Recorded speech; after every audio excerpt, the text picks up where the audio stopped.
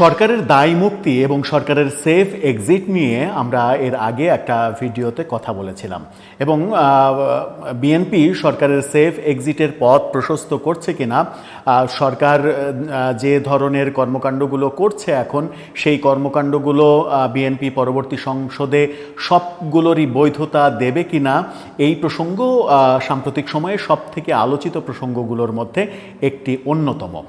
সেই প্রসঙ্গে আমরা কথা বলেছিলাম। এবার সেই প্রসঙ্গটা আবারও সামনে এসেছে বিএনপি নেতা সালাউদ্দিন আহমেদের একটি মন্তব্যে। তিনি বলার চেষ্টা করেছেন সেটা হচ্ছে যে লন্ডনের বৈঠকে কারো দায় মুক্তি আলোচনা প্রসঙ্গ ছিল না, অর্থাৎ লন্ডনের বৈঠকে সরকারের দায় মুক্তি নিয়ে কোনো আলোচনা হয়নি। এই মন্তব্য যখন তিনি করছেন তখন পরক্ষণে আবার উল্টো মন্তব্যও তাকে করতে শুনেছি, যেখানে স্পষ্ট হয় যে সরকারের কার্যক্রমগুলো বৈধতা দেয়া এবং সরকারের দায় মুক্তির ব্যাপারে বিএনপি খুবই কনসার্ন এবং সেটা দেয়া হবে কি হবে না সেটা নির্ভর করবে বিএনপির ওপরে, বিএনপির সিদ্ধান্তের ওপরে। বিএনপি বলতে ধরে নেওয়ার পরে যে আগামী নির্বাচনে বিএনপিই ক্ষমতায় যাবে সেই হিসেবে বিএনপির কথা বলা হচ্ছে। আগামী নির্বাচনে বিজয়ী হয়ে যারা সংসদে যাবে, সরকার গঠন করবে, তারা সরকারের বর্তমান কার্যক্রমগুলোকে এবং সরকার যদি কোনো ভুল ভ্রান্তি করে থাকে, সরকার যদি আইনের লঙ্ঘন করে থাকে, সেই ব্যাপারগুলো বৈধতা দেওয়ার প্রসঙ্গ আসবে। আমার মনে হয় যে এক ধরনের নিজেই নিজের বিরুদ্ধে এক রকমের মন্তব্য করে বসলেন কিনা বিএনপি নেতা সালাউদ্দিন আহমেদ। বাস্তবতা কি, দায় মুক্তির যে বাস্তবতা, সেফ এক্সিটের যে বাস্তবতা, সেই বাস্তবতা আদতে কি, সেই আলোচনাটা করার চেষ্টা করবো এই ভিডিওতে। থাকবেন পলিটিক্স টিভির নিয়মিত আয়োজনে।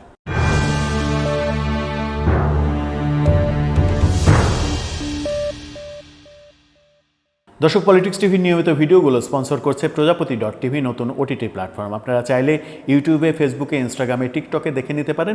ডেসক্রিপশন বক্সে লিঙ্ক দেওয়া থাকবে, সেখান থেকেও আপনারা দেখে নিতে পারেন প্রজাপতির কার্যক্রম। চলে যাচ্ছি মূল ভিডিওতে। বলছিলাম দায় মুক্তির ব্যাপার। বর্তমান প্রফেসর ইউনূসের এই সরকার যে কর্মকাণ্ডগুলো করবে কিংবা যে ভুলভ্রান্তিগুলো করবে তার দায় মুক্তি দিয়ে আগামী সংসদে বিল পাশ করা হবে কিনা, এই সরকারের সমস্ত বৈধতা আগামী সংসদকে দিতে হবে কিনা, সেই প্রশ্নের দুই রকমের উত্তর আমরা বিএনপি নেতা সালাউদ্দিন আহমেদের কাছ থেকে পেয়েছি। উত্তর দুই রকম দিলেন সেটা একটু জেনে নিয়ে এসে তারপরে প্রেক্ষাপট বিশ্লেষণ করার চেষ্টা করব।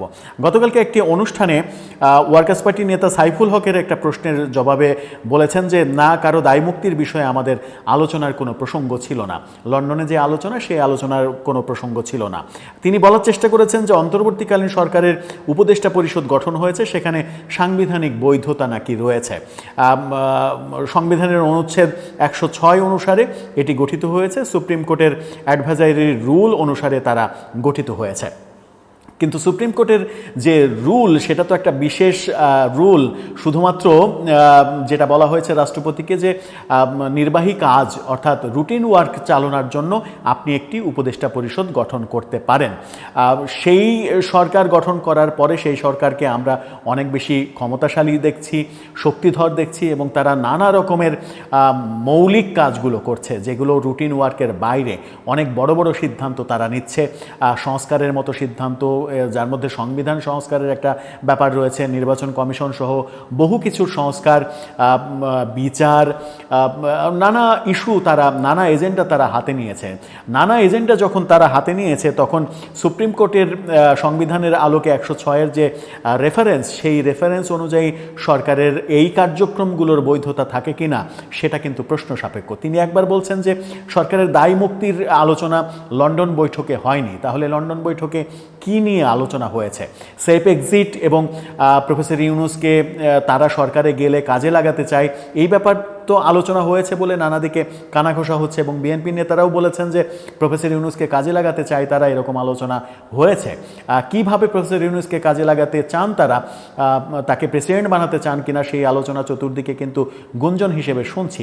একই অনুষ্ঠানে সালাউদ্দিন আহমেদ আবার অন্য একটা জায়গায় এই অন্তর্বর্তীকালীন সরকারকে উদ্দেশ্য করে বলছেন যে ফেব্রুয়ারি নির্বাচনের ব্যাপারে দ্রুত নির্বাচন কমিশনকে জানান, নির্বাচনের ব্যবস্থা করুন। নতুবা যেটা হতে পারে সেটা হচ্ছে যে পরবর্তী সংসদে আপনাদের রেটিফিকেশন মানে অনুমোদন লাগবে, এটাও আপনাদের মাথায় রাখতে হবে। অনুমোদন লাগলে এর বৈধতা কিভাবে দেয়া হবে, কোন জায়গায় দেয়া হবে সেটিও বিবেচনা করা হবে।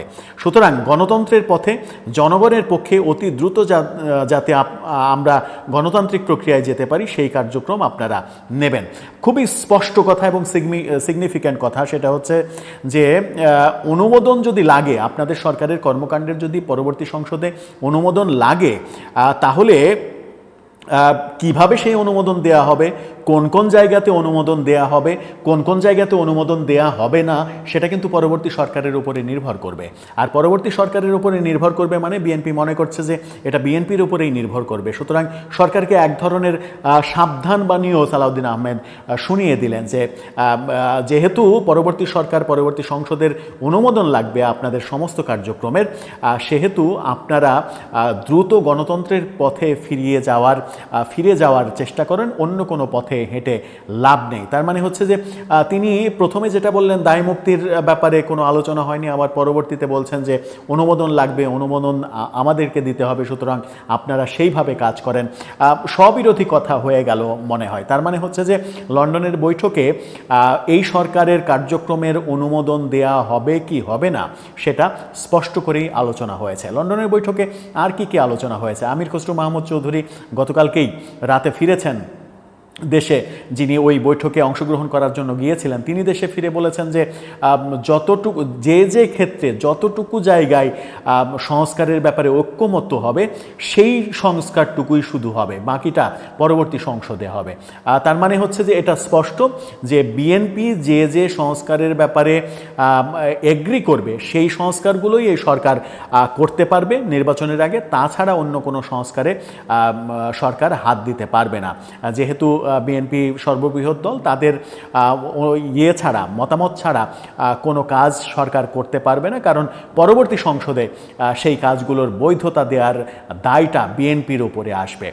সুতরাং বিএনপি কিন্তু এখন এক ধরনের সরকারকে ভয় দেখানোর কথাই, এক ধরনের চোখ রাঙানি দেওয়ার ব্যাপারটাই সামনে নিয়ে এসেছে। কারণ হচ্ছে যে তাদের বৈধতা দিতে হলে তাদের বৈধতা বিএনপিকেই দিতে হবে, পরবর্তী সংসদকেই দিতে হবে।